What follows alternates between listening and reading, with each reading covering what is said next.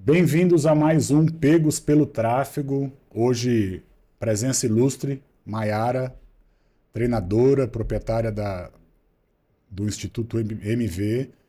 Uma volta para mim ao passado, Maiara. Você vai contar um pouquinho da tua história, mas para o pessoal de casa, a gente se encontrou numa mentoria, aprendendo a escrever anúncios que vendem.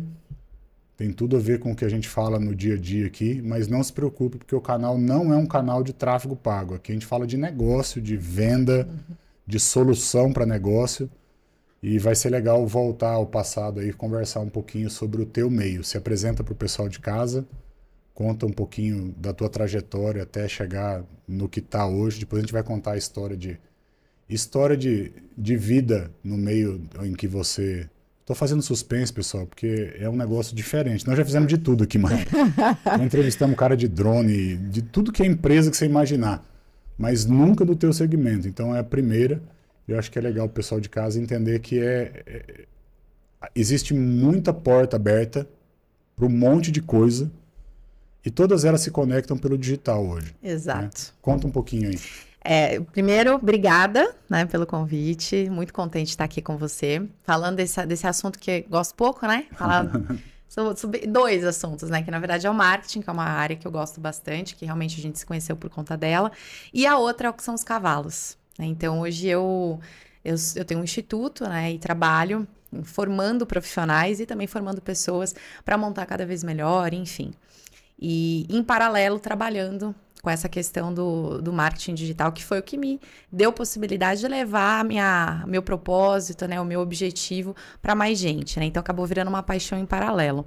Então, hoje são duas coisas que eu atuo bastante. E foi muito interessante porque o cavalo veio na minha vida desde os 5 anos de idade. Né? Eu sou de São Paulo, nunca nasci. Todo mundo acha, você é fazendeiro, já teve... Morava no sítio. Já morava no sítio, teu pai é treinador. Imagina, meus pais não tinham nada a ver com a história. Meu pai trabalhou em multinacional há muitos anos, minha mãe também sempre trabalhou. Morava em São Paulo, mas sempre com essa paixão. A gente tinha uma chácara, aquela coisa, vamos no final de semana para lá e vamos montar cavalo. E essa brincadeira de montar cavalo, eu fiquei apaixonada. Meu pai gostava. Comprou um cavalinho, de um cavalinho foi para 2, de 2 foi para 3. Parece que eu tô vendo uma história.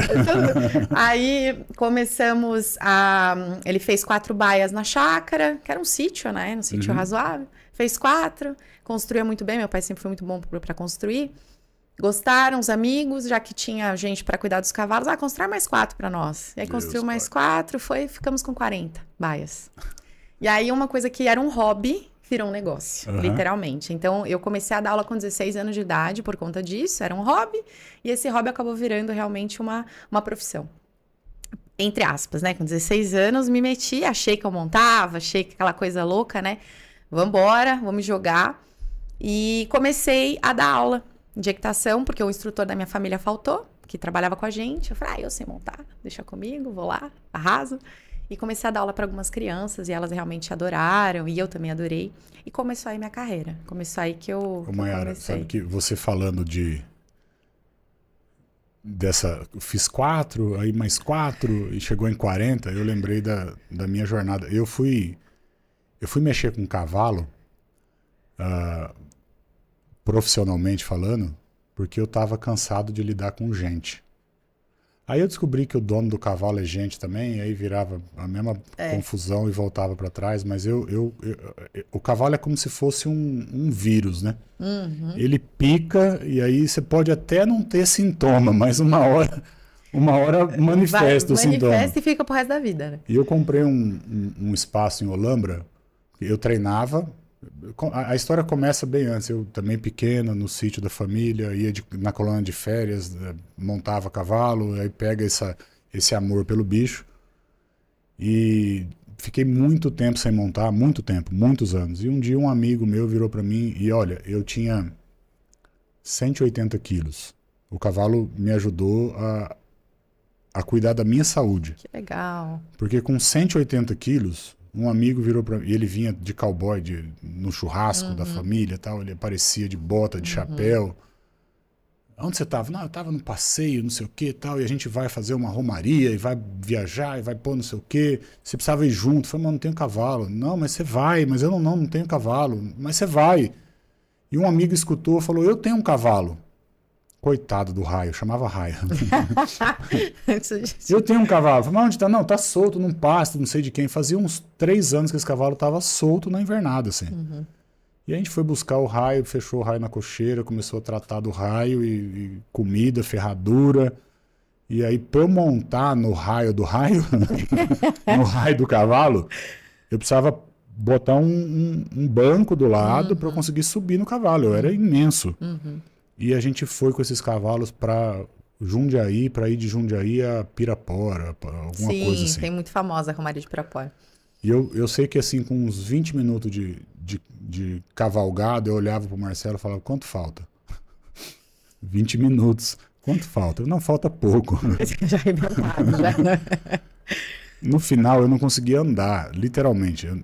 Eu imagino o cavalo, né? Porque depois disso, quando ele olhava pra mim, assim, eu chegava, ele fazia com a orelha, em vez dele fazer a orelha pra trás, ele fazia assim com a orelha. Eu falava, não, pelo amor de Deus, não volta aqui de jeito nenhum.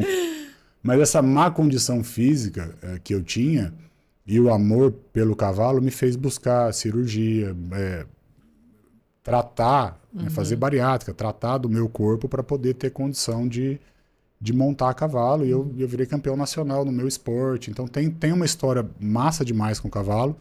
Provavelmente eu não estaria vivo hoje com o peso que eu tinha há alguns anos atrás. E para poder montar bem o cavalo, eu decidi fazer a cirurgia. Quando eu fui fazer a entrevista com o médico, imagina um cara imenso, né? Sentado, eu não ia conseguir sentar nessa cadeira, de verdade. Sentado no consultório do médico, acostumado a lidar com gente obesa o tempo todo, porque ele operava bariátrico. Ele me pergunta assim, você faz algum esporte? Eu falei, faço. Ele parou de escrever e olhou pra minha cara, assim.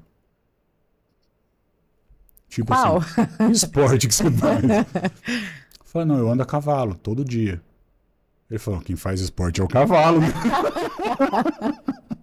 Mal sabe ele. Você tá maltratando ele, para com isso. E a minha única pergunta para ele era, doutor, depois da cirurgia, quantos dias depois eu posso voltar a montar? E ele falou, não, com 30 dias você pode voltar a montar. E com 30 dias eu estava em cima do cavalo e eu tomei o primeiro tombo nessa volta, no dia que eu voltei a montar o cavalo, recém-operado, e tomei um tombo, o cavalo enfiou a mão no buraco e que loucura. eu virei por cima do cavalo.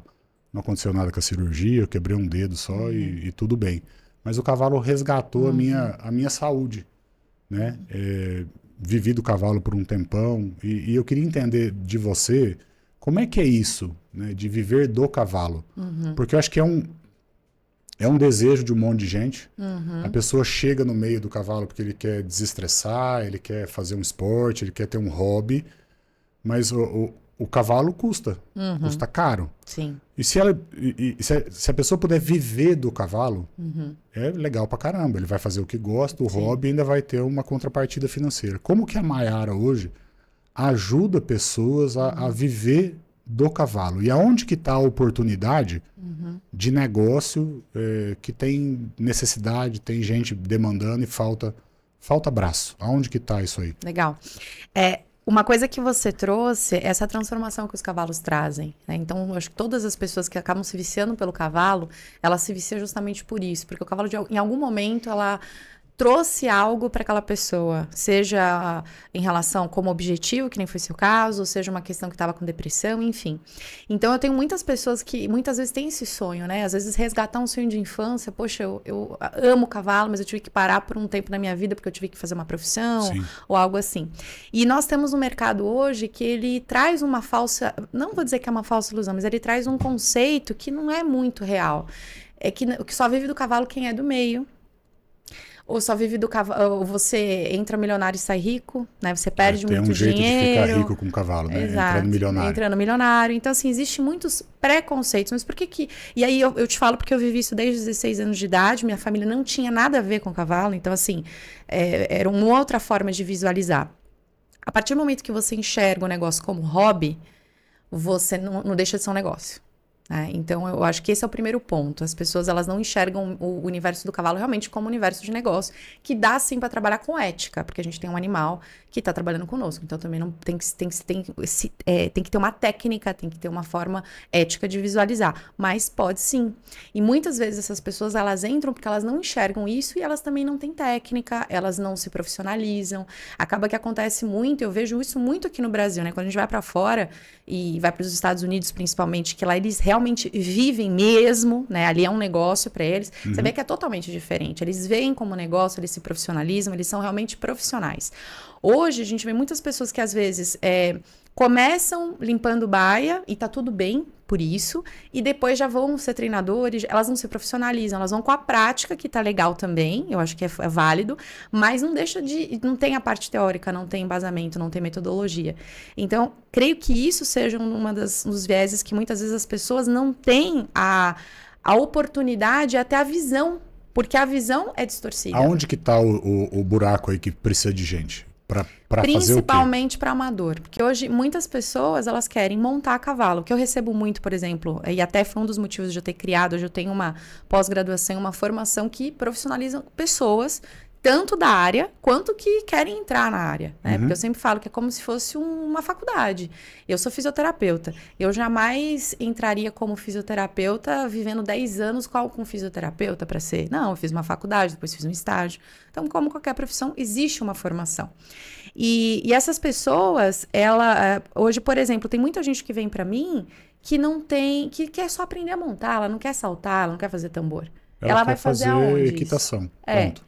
Aí ela vai para uma hípica, que se diz hípica de equitação, e o que acontece? Põe um povo para saltar na primeira aula, ou põe para rodar tambor na primeira aula, ou põe para fazer laço. E assim, eu trago uma analogia que isso é como se fosse a faculdade, né? Vamos pensar. E até a minha técnica eu chamo de equitação fundamental. Por quê? Para você ir para a faculdade, você tem que ter um ensino fundamental. Não dá para uma criança de 8 anos pular para o primeiro ano de engenharia. Ela não sabe fazer báscara direito. Eu tive a base da equitação com meu pai. Meu pai era estudioso do cavalo, alguém que lia muito e que e domava os cavalos em casa de forma da doma natural. Isso há 30 anos atrás. Uma vez ele foi para o Paraná, trouxe um caminhão de burro chucro para domar na fazenda. Assim, os que ele trouxe prontos venderam no dia. Os que ele trouxe para domar, tem burro que está lá até hoje, né? Porque não tem animal que não vai.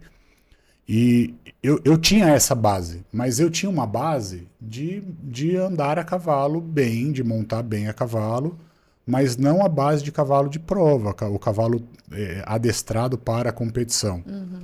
E num dos primeiros dias que eu montei uma égua, que ela é super campeã na raça, é viva ainda, os filhos estão correndo agora, ela chama Suzy Key Dunnett. Uma filha do Country Dunnett, numa mãe de laço. Eu montei nessa égua a primeira vez para fazer o run short, o meu esporte, e o meu treinador estava na cerca, assim, né, sentado na beira da cerca. E eu pedi para a égua com a mão que viesse para cá e coloquei a espora dessa perna aqui, mandando ela para lá. E a égua começou a tremer debaixo de mim e não sabia o que fazia. E eu virei pro treinador e falei, essa porcaria não funciona. Ele falou, tira a perna. A hora que eu tirei a perna, a égua, vum, e eu caí. Sim. Então, a noção da equitação e de comando de perna e de expressão de corpo, tudo isso influencia no resultado. Muito. Como que é levar isso para o amador, para o cara que está sentando na cela a primeira vez hoje, tem vontade, mas tem medo, porque se levar ele para pular, ele não volta.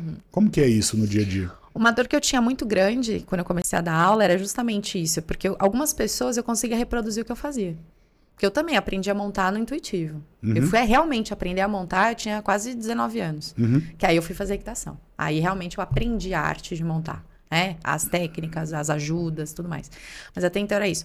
E uma dor que eu tinha era essa. Eu falava assim, poxa, tem pessoas que... Aí eu escutava, é dom. Tem gente que tem dom pra montar. E quem não tem, não pode montar? Como é que faz? Não é? Eu falava, não é possível isso. E aí foi quando eu descobri a biomecânica. Que eu fui pra fora, né? Eu sou steward também, então eu fui fazer um trabalho nas Paralimpíadas, eu fui pra fora como oficial. que é com comissário de prova, né, do paradestramento. E aí eu fui pra lá e eu descobri a biomecânica, que é justamente você entender o corpo, né? Pensando que nós somos o nosso corpo, é a nossa linguagem em cima do cavalo, que nem você falou, você pôs uma perna e puxou pro outro lado. Você não teve consciência que pra você mim, eu tava do mesmo lado, dando o mesmo comando. Exato. Isso é falta de consciência corporal tua e de compreensão de ajuda. E aí, isso é muito natural. Tanto para quem é profissional, inclusive, porque não teve, às vezes, base. Uma base bem feita, né? E aí, o que que acontece? Pro amador, pra pessoa que tá começando, se ela começa entendendo o corpo dela, entendendo que, por exemplo, se ela fica muito tempo sentada, ela tem encurtamento. E na hora que ela monta, aquilo vai influenciar na hora que ela vai usar a perna. Porque às vezes ela não vai ter uma habilidade, um alongamento para levar a perna no lugar certo. Ou ela não vai fazer tal exercício porque no dia a dia... O que manda a perna dá cãibra. Exato. E por que dá cãibra? Porque a pessoa no dia a dia dela já tá fazendo algo errado. Né? E que ela tem que ter essa percepção. E aí ela começa a ganhar essa consciência do corpo. Porque se ela ganha a consciência do corpo dela, ela sabe exatamente como aplicar a comunicação pro cavalo. Eu brinco com os meus alunos que é assim, agora eu tô me comunicando com você, você tá me entendendo. Se eu colocar uma batata na minha boca, o que acontece? Vai atrapalhar. A minha dicção vai pro brejo. Ontem no almoço a gente tava brincando, porque todo mundo sabia da história de eu não montar mais a cavalo aqui. Eu fiquei, sei lá, 10 anos sem montar cavalo e voltei a montar cavalo no sábado agora. E aí falaram, você montou a cavalo porque vai entrevistar a professora e tal? Eu falei, não, eu montei a cavalo porque Deus falou para eu montar a cavalo para cuidar de uma pessoa e tal, e eu fui. Mas, e aí vem perguntas a respeito do meio, né? Não tem nada a ver com cavalo. Aí o cara virou para mim e falou, viu, é que eu lembrei com relação à consciência corporal. Fala uma coisa pra mim, você que tá aqui, que já foi do meio e tal, no rodeio, o que que eles fazem pro boi pular? Realmente aperta onde não pode? Eu falei, não aperta, cara, é uma corda no vazio. Vazio? O que que é vazio? E as pessoas da cidade não entendem bem o que é. Eu falei, levanta aí um pouquinho. A hora que ele levantou, eu mandei a mão debaixo da costela dele assim, ele deu um pulo. Eu falei, tá vendo? É por isso que o boi pula. Então, é muito entender o teu corpo e entender o corpo do animal, porque as tuas reações também são parecidas com as reações do animal. Se você não tiver flexibilidade, tem coisas que você não consegue fazer. O cavalo é a mesma coisa. Exato. Então, o seu método hoje prepara pessoas de qualquer área para darem treinamento para amadores, é isso? Para amadores e até, como a pessoa tem um conhecimento da biomecânica, até para lapidar pessoas que competem. A gente não dá o treinamento da modalidade.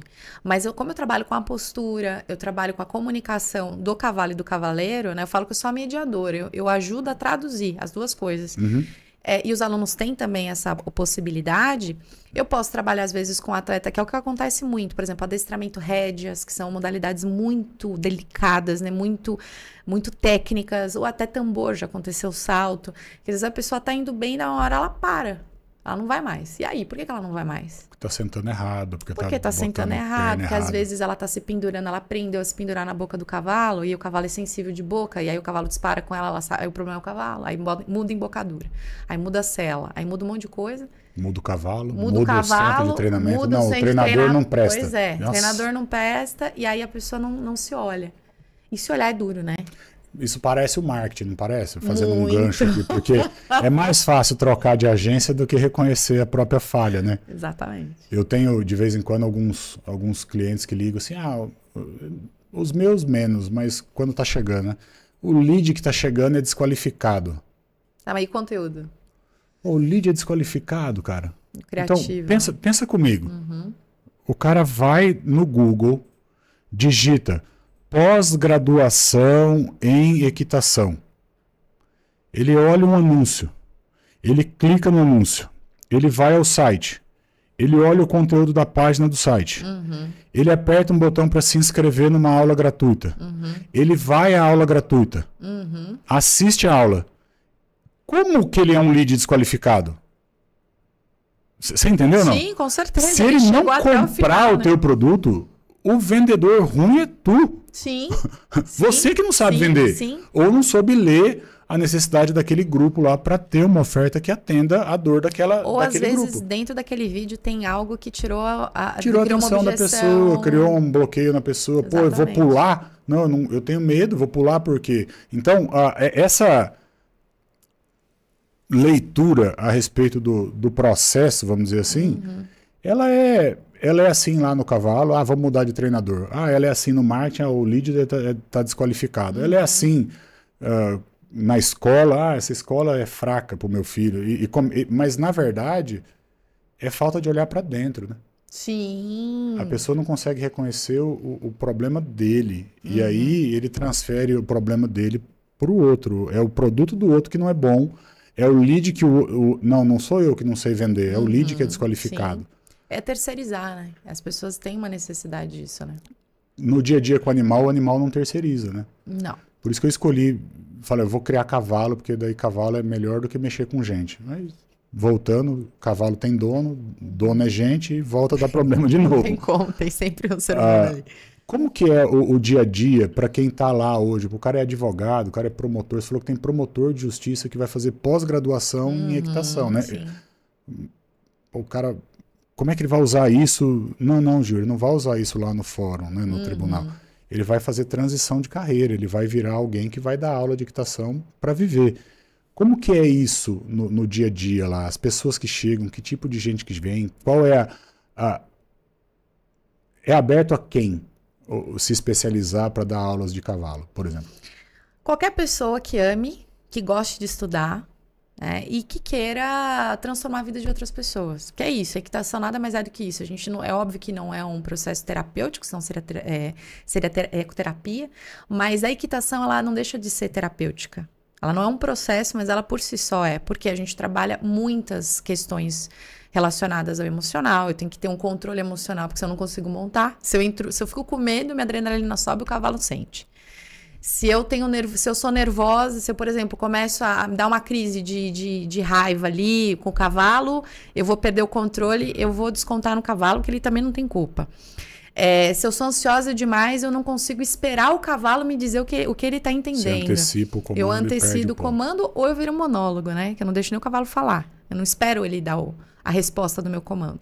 Então, um controle fantástico, né? Que a pessoa tem que ter. Ela tem que saber lidar com frustração. Enfim, tem um monte de coisa. Então, tem esse papel. Então, tem muita gente que tem um sonho, teve a vida inteira, como eu te disse no início, um sonho de viver disso ou de estar próximo dos cavalos. São pessoas que muitas vezes já estão se aposentando ou trabalham home office, ou realmente vêm na região, porque tem muito lugar que não tem um lugar especializado para pessoas que querem só aprender a montar. O mercado do cavalo de competição, do compra e venda de cavalo, eu vivi anos nesse meio, e ele é um meio cheio de...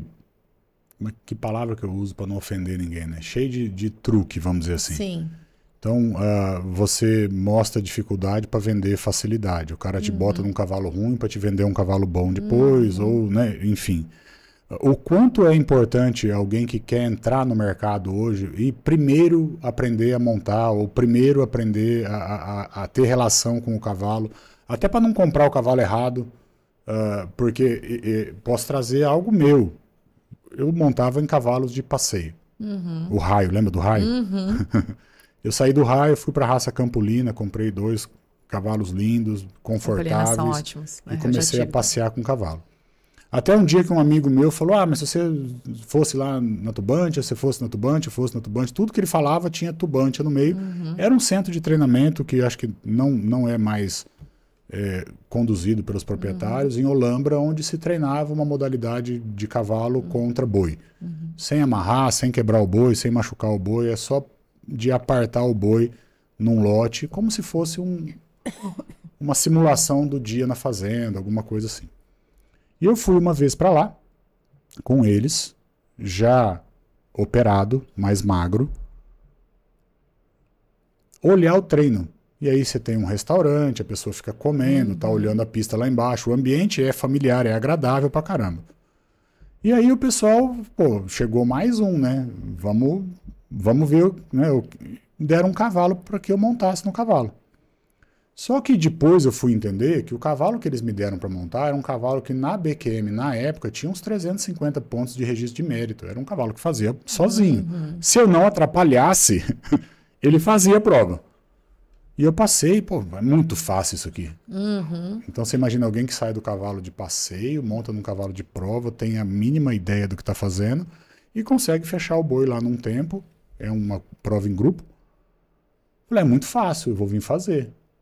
E aí você vem fazer entendendo que você vai vir fazer naquela égua. Naquele patamar que você tava, né? E não, você vai treinar na Florzinha. A Florzinha tem 1.200 anos, nasceu preta, já tá branca. Cheio de barda, porque tem 50 pessoas Você vai montando fazer na nela. Florzinha. Aí a primeira vez que você monta na Florzinha, você fala, não quero fazer na Florzinha. Eu quero fazer na outra lá, chamava ET. Eu quero fazer na ET. Não, a ET não pode, porque a ET é de prova, não tá vendo, não pode. Mas tem essa aqui que tá vendo, ó. Quer fazer nessa? Aí você monta na égua e ela faz. E aí você quer comprar a égua, porque você não quer voltar pra Florzinha. E isso tudo, no meio do cavalo, é feito de forma intencional. Com certeza. Você dá a amostra grátis do que é bom, bota o cara no que é ruim para ele comprar um cavalo. Não estou dizendo que é certo, não estou dizendo que é errado, mas tem isso. E a pessoa que não conhece o meio, que não sabe montar direito, que não se preparou, que não entende o cavalo que está montando, ela corre o risco de ser enrolada. Muito. Ok? No que ir antes se preparar evita esse tipo de situação? Evita que primeiro a pessoa vai entender o que ela quer. Eu vou te trazer uma outra... Eu gosto de trazer bastante analogia, que às vezes as pessoas não entendem muito essa questão, que é um negócio que vai um pouco fora do senso comum do cavalo, né? Eu não vou comparar carro com cavalo, mas vamos pensar atenção num carro. O que aconteceu com você é o seguinte, você tava com um ninho bacana, rústico, que levava para você o que tinha que fazer e tava tudo bem. Não tô menosprezando, pelo amor de Deus, mas só para entender. Já tava até trocando a marcha no tempo. Já tava, de fantástico. Então, fantástico. Resolvia e fazia o que você tinha que fazer, que tem que ser rústico. Não dá pra você colocar uma Ferrari para fazer trilha, né? Vamos pensar, um Troller ou alguma coisa assim. Bom, você foi para uma Ferrari. Só que vamos pensar que você não sabia muito bem dirigir ainda. Entendeu? Você foi, né? A Ferrari, se você ensinar mais ou menos como um pegar Tesla, eu ando sozinho. Tesla, exato, um Tesla, melhor ainda. Você vai. Só que aí depois você precisa pegar um carro que tem muita potência, que você tem que saber trocar de marcha, que talvez seja uma Ferrari. A Tesla foi até melhor. E aí você tem que fazer isso, você se perde, bate o carro, capota o carro. É mais ou menos o que acontece. Quando a pessoa ela começa de forma correta, primeiro, ela entende que ela vai conseguir montar qualquer cavalo em qualquer sela, porque cavaleiro para mim não é cavaleiro que monta uma sela só. Isso eu tive uma experiência de um curso que eu fiz uma vez com um cara top de uma modalidade X, que eu não vou falar, que senão já vão saber. Que era uma modalidade muito técnica. E aí pegou essa modalidade, que são modalidades que brigam, né? O western e o clássico. Ele era uma dessas duas e ele mudou. Ele mudou pra... Um dia foi um aluno levar um cavalo para ele montar e ele montou em outra sela, de outro estilo. Parecia que o carro não sabia montar. Então, pra mim, o cara era fantástico, ganhou milhões de pontos, provas aqui no Brasil, fora do Brasil, enfim. Como treinador, fantástico. Mas como cavaleiro, deixou a desejar. Por quê? Porque eu não tô falando que ele tem que fazer as mesmas habilidades do outro estilo. Ele não precisa saltar ou fazer qualquer outra coisa, ou laçar, não. Mas ele, pelo menos, passa o trote e galope, sem perder equilíbrio, sem se pendurar na boca do cavalo, é obrigação. De qualquer cavaleiro. Dependendo da sela que ele tá, a postura de estribo é diferente. Aí vai atrapalhar, vai ficar mais difícil dele fazer o que precisa fazer, porque o estribo tá lá. Tem sela que o estribo tá lá na frente, não tá debaixo dele, né? Sim, mas se você tem consciência, você consegue montar. Você vai corrigir, é um grande vai sofrer exemplo um pouquinho. Sul. Pessoal do Sul, eu tenho um pacote de aluno do Sul, tenho um monte de aluno. E eles têm o arreio. E o arreio gaúcho tem muito essa característica, né? De a saída de estribo ser lá na frente, e aí a pessoa tem essa dificuldade de achar. Eles botam quase um sofá em cima do cavalo, horrível, né? Um pelego, não sei o quê, parece que tá no sofá de casa. Parece, e isso atrapalha demais o cavalo, né? Mas é cultural dele, só que dá pra montar certo. Eles trouxeram uma sela esses tempos atrás num curso que a gente deu, você monta normal, só que você tem que ter consciência que a sela vai ficar te puxando, mas possível. O que eles estão fazendo agora lá, eu andei muito lá, muito. Eu levei o esporte pra lá e eu ia competir, eu comprava cavalo e vendia muito com eles lá. Tem algumas cidades que eu fiquei amigo de um monte de gente, ia pro rodeio tradicionalista deles, de laço comprido, aí botava a modalidade do run short no meio do rodeio. Eles compram selas americanas, tiram o pito da sela para usar no rodeio deles agora. Então eles têm montado em selas como as nossas aqui, vamos dizer assim. Sim, mas ainda tem os tiozão antigo que monta de cutiano. E é o que eu falo, não precisa mudar a tradição. pode continuar com a arreio. Tanto que eu tenho um aluno mesmo, que ele fez o curso de formação, ele é veterinário, tá se aposentando, e ele faz uma prova que eu achei incrível, chama prova de marcha distância, marcha resistência. São 15 dias que eles fazem, tipo enduro, só que do crioulo. E eles vão tudo com arreio. E ele veio pra mim, ele me procurou, porque ele montou desde a vida inteira, laça, faz um monte de coisa, só que ele falou, Mário, eu fiz essa prova a primeira vez, eu voltei destruído. Sim. Eu preciso de ajuda. Não tô habituado. Não, ele tá até habituado a montar, mas imagina ficar 15 dias montando. Né? E sobrecarrega o corpo, não adianta. Então, o lance da biomecânica é justamente isso: é que a pessoa pode montar 15 dias, mas ela vai usar o máximo de efetividade do corpo dela. Mário, a pessoa que quer aprender, estudar, ela tem que estar lá no teu rancho? Não. Como que é isso aí? Porque aí veio parece online, um negócio doido, né? Porque eu vou aprender a montar cavalo pela internet. É, Como é que é isso aí? Eu comecei em 2019, né? O primeiro curso que eu fiz foi de equitação.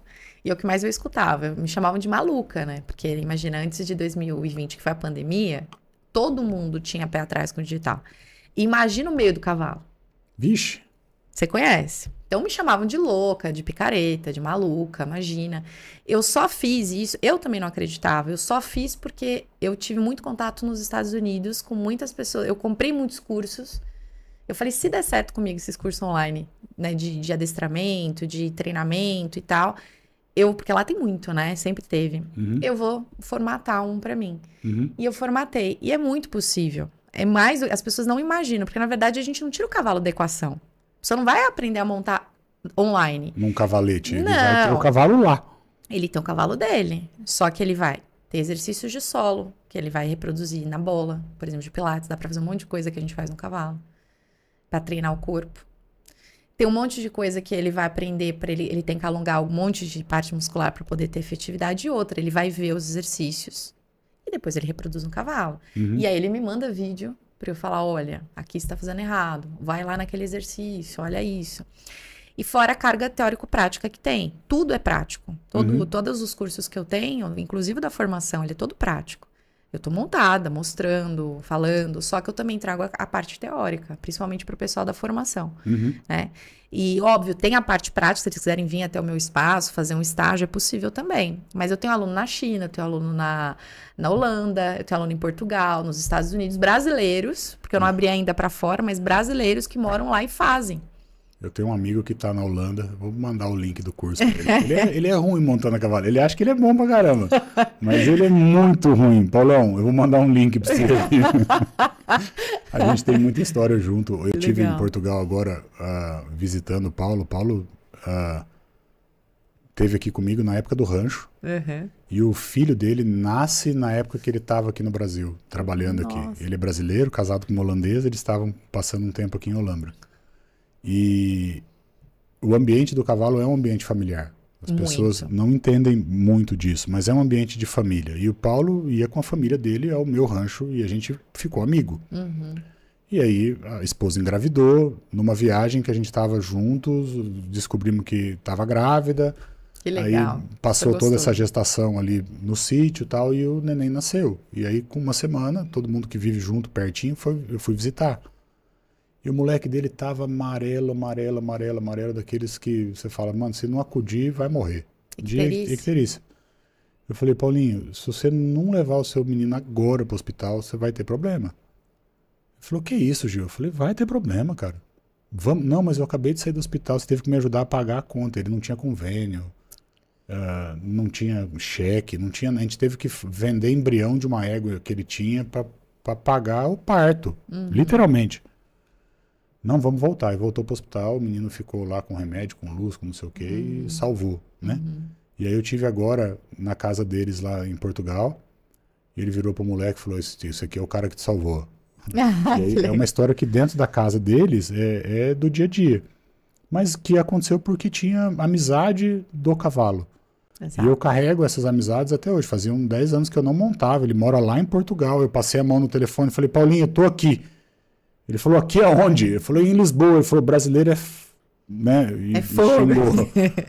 Avisa a hora que chega. Por que não avisa antes que eu tinha planejado alguma coisa? Eu falei, mas tô avisando agora. Eu falei, então eu tô indo aí te buscar. Ele foi me buscar, a gente foi até a cidade onde ele mora, passamos o dia lá, dormimos na casa dele. Que delícia. 10 anos sem se ver. É isso mesmo. A amizade do cavalo. Então, É um ambiente familiar, é um ambiente de transformação. Eu acho que o cavalo é o melhor amigo do homem. Esse negócio de que é o cachorro, eu acho que é mentira, porque cachorro com fome vai embora, cavalo fica. Verdade, né? é verdade. Eu tenho muita história com cavalo, muita história bacana de prova, de competição, alguns bons amigos da época. E eu acho que a gente tem que desafiar mesmo as pessoas a ir para o meio. E experimentar. Sim. E aprender a montar é a primeira coisa.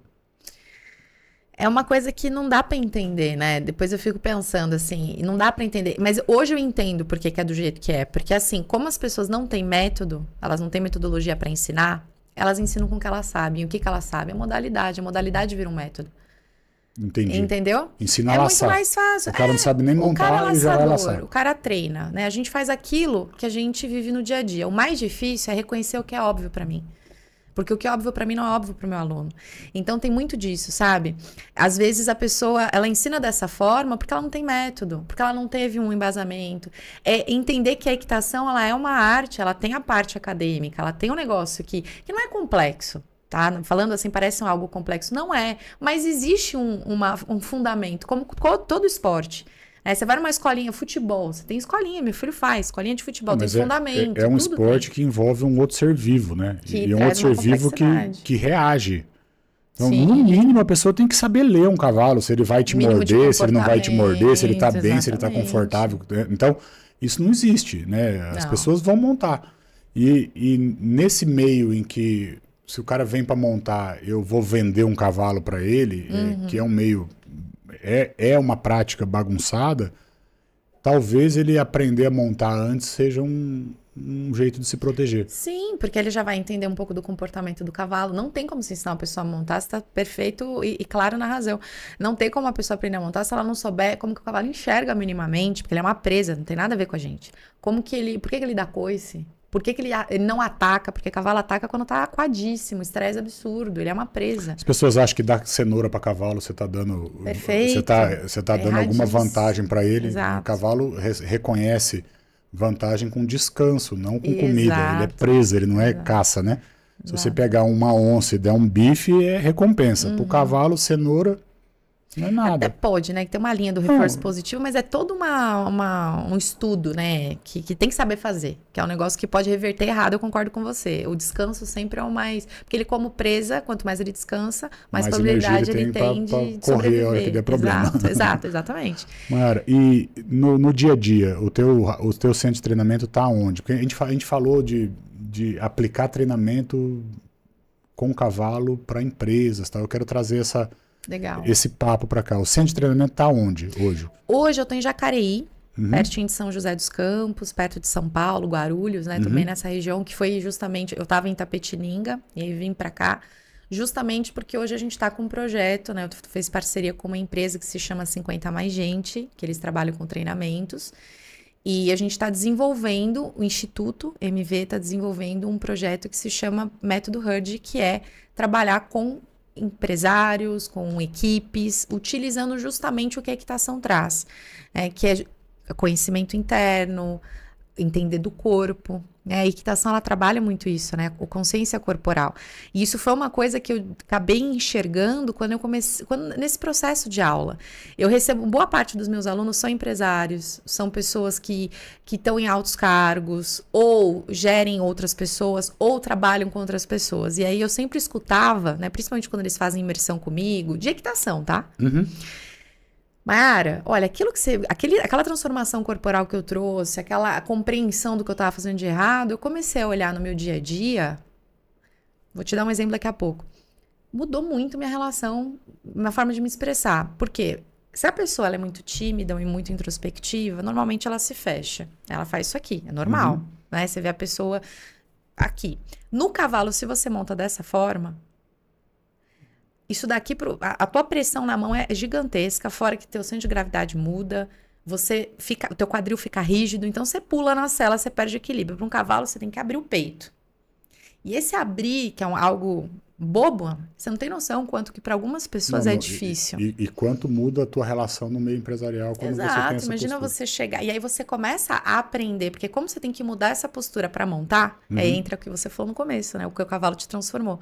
Como você tem que mudar isso porque você quer montar melhor, você tem um objetivo para mudar e muitas vezes você nem se liga que você está mudando uma postura da tua linguagem do corpo.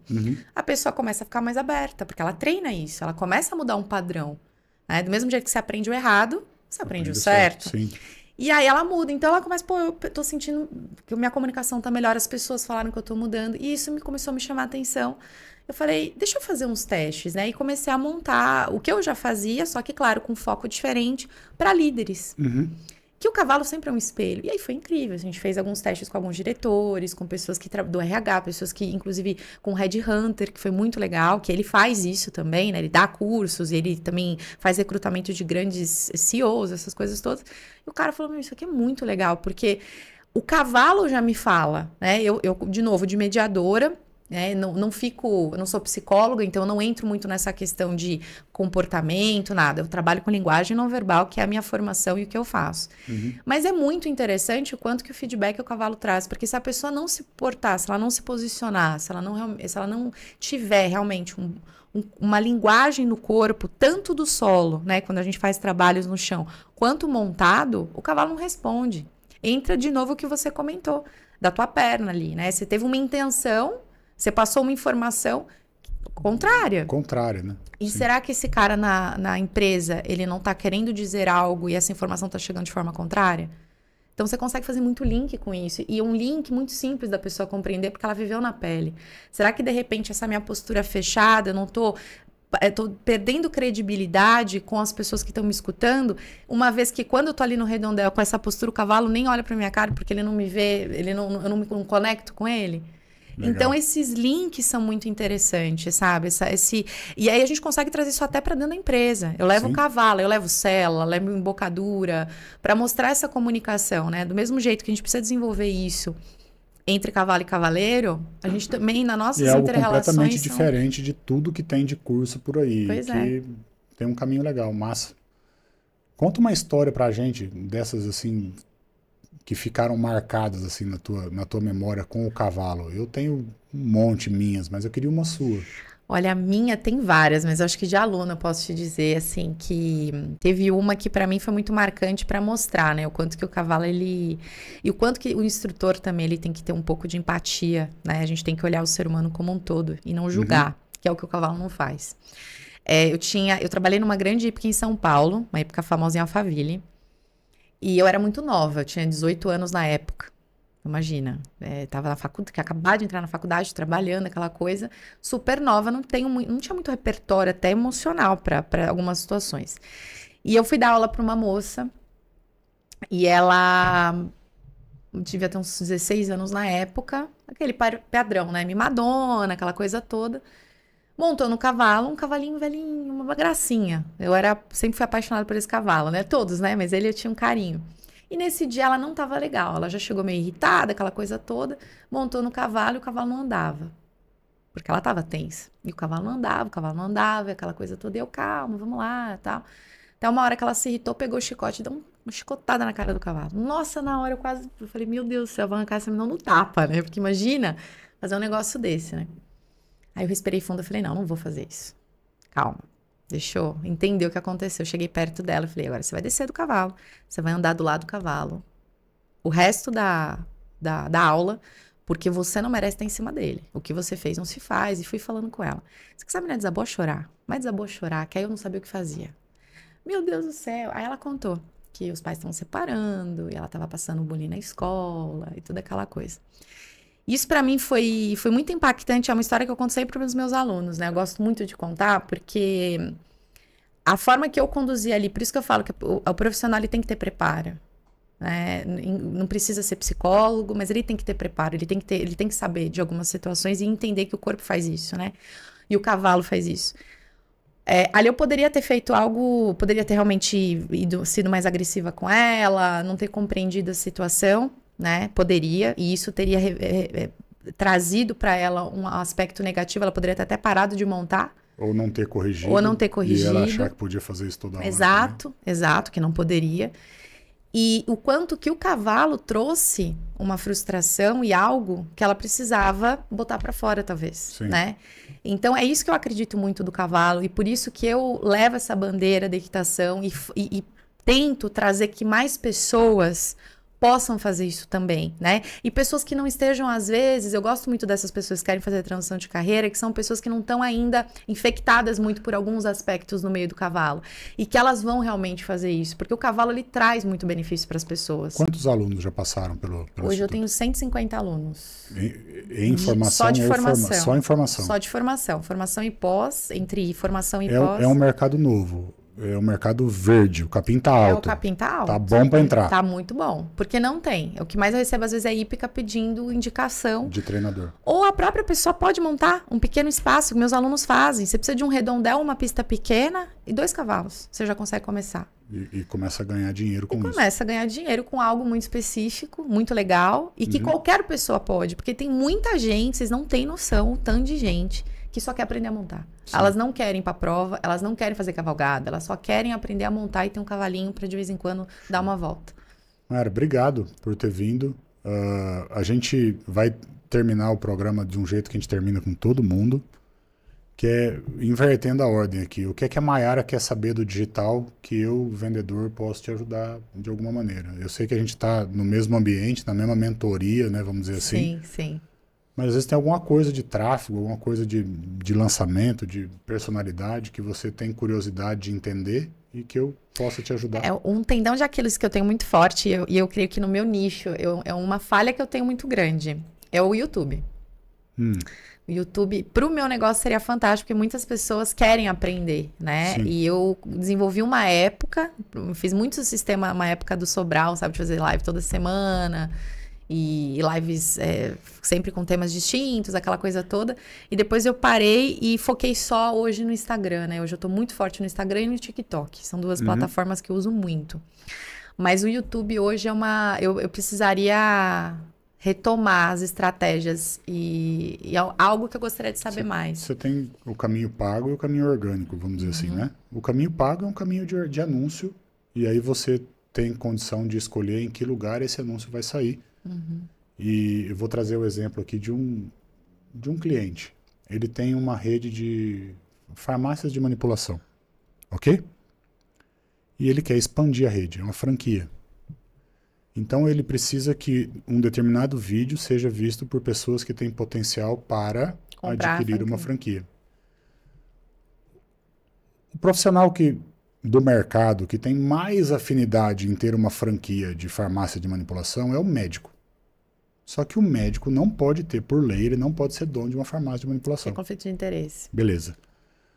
Aonde é que está, no dia a dia, presente pessoas que tenham um bom relacionamento com médicos e que possam ter a farmácia de manipulação até orientados por um médico, vai porque o negócio é bom. Entendeu? Então, o lance do Google é o lance da intencionalidade no teu criativo, mas mais do que isso, quando a gente vai pro YouTube, o YouTube é como o Meta, é como o TikTok, é um lugar de vídeos. Então, aonde é que eu vou aparecer? Porque você pode comprar comportamento, mas você pode aparecer no canal tal.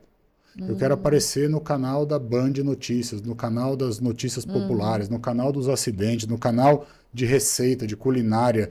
Aonde que eu vou aparecer que faz sentido com a minha propaganda, que a pessoa que está indo lá assistir aquele vídeo tenha conexão com o que eu vou apresentar no vídeo. Porque senão você vai pôr dinheiro no lixo. Sim, com certeza. Legal? Sim.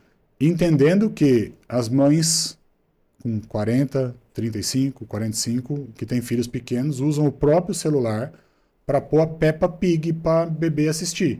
E o bebê hoje já nasce sabendo pular anúncio no YouTube. Sabe. Certo? Então, há coisas que você tem que evitar, bloquear, mesmo que o público seja acertado, você não pode aparecer em desenho. Em alguns casos você não pode aparecer em negócio de humor, porque o cara que está querendo ver piada não quer comprar nada, ele só quer desestressar.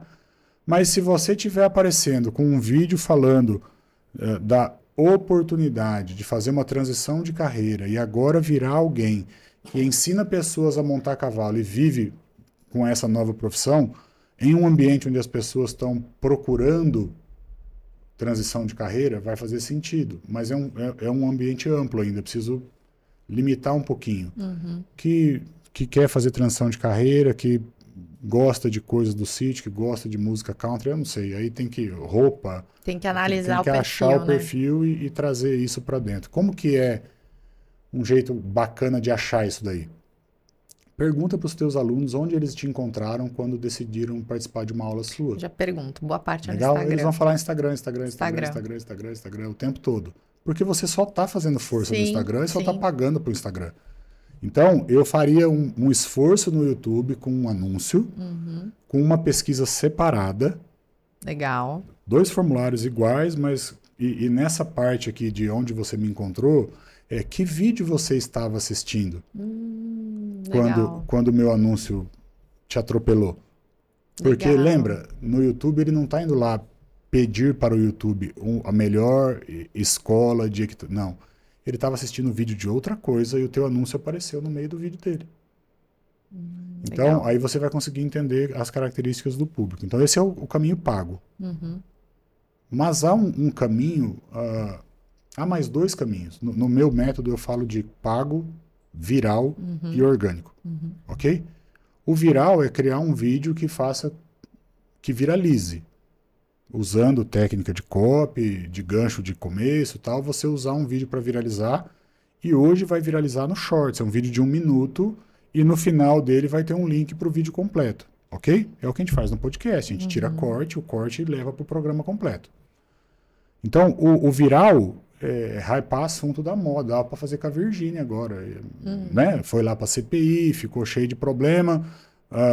Bota a Virgínia montando a cavalo com a IA e fala agora ela vai ter que fazer um curso de especialização porque tigrinho não vai ter mais. Alguma brincadeira assim. É usar tema hypado para fazer o vídeo andar mais e no final entregar a transformação que você tem no vídeo. E o orgânico, que no YouTube funciona pra caramba, você tem que levar conteúdo para dentro do YouTube, conteúdo de aula. Mas que não seja a aula toda e nem na ordem. Entendi. Porque senão ele vai assistir no YouTube e não vai ser teu aluno nunca. O ano passado, eu comprei um curso, eu não assisti, tá? Eu comprei o curso de uma pessoa que me ensinou a fazer Google Ads por gratidão a ela. Eu nunca precisei de um curso dela para aprender o que ela me ensinou assistindo vídeos no YouTube. Ela tem tanto tempo fazendo vídeo no YouTube daquele tema que eu consigo, pesquisando dentro do canal dele, resolver os meus problemas pontuais num processo que eu estou fazendo sozinho. Então, se você tem vídeos que vão levar conhecimento para um ambiente em que as pessoas pesquisam e que fazem com que a pessoa desperte o interesse para algo que você ensina de forma desconectada, porque se tiver linear, você deu o curso na internet, você vai trazer gente. Mas tem outro jeito de usar o YouTube. Você tem uma base de gente que passou por evento seu já, não tem? Tenho. Beleza. Faz um vídeo no YouTube ensinando a diferença da cela A, da cela B e da cela C. Ou ensinando a diferença da embocadura A, B ou C. Um primeiro vídeo. E diz assim, olha, eu tenho, no final do vídeo, né? Você dá uma aula, eu tenho um curso rápido que vai falar sobre cela, embocadura, ferradura, protetor, manta, papapá, disponível lá no meu canal, na minha área de alunos, para quem quiser. Eu vou deixar o link na descrição. Então, você vai mandar esse vídeo do YouTube, que é uma aula pequena, para todo mundo que participou do teu lançamento, com uma automação, com uma Cindy da vida, usando uma ferramenta dessas com um áudio teu. Olá, tudo bem? Aqui é a Mayara. Eu sei que você participou do meu último evento. Eu estou te mandando um vídeo novo que eu fiz. Talvez ele te ajude. Valeu. E manda o link do vídeo. O vídeo vai começar e vai dar uma aula, vai falar de embocaduras, vai falar de um tema. E no final você vai falar, eu falo mais disso. Se faz sentido para você, o link está na descrição. Clica lá e entra. E você vai botar um produto de ticket baixo numa esteira perpétua. Vamos falar assim. Passou 20 dias, você manda outro vídeo para todo mundo de novo, para entregar outro produto.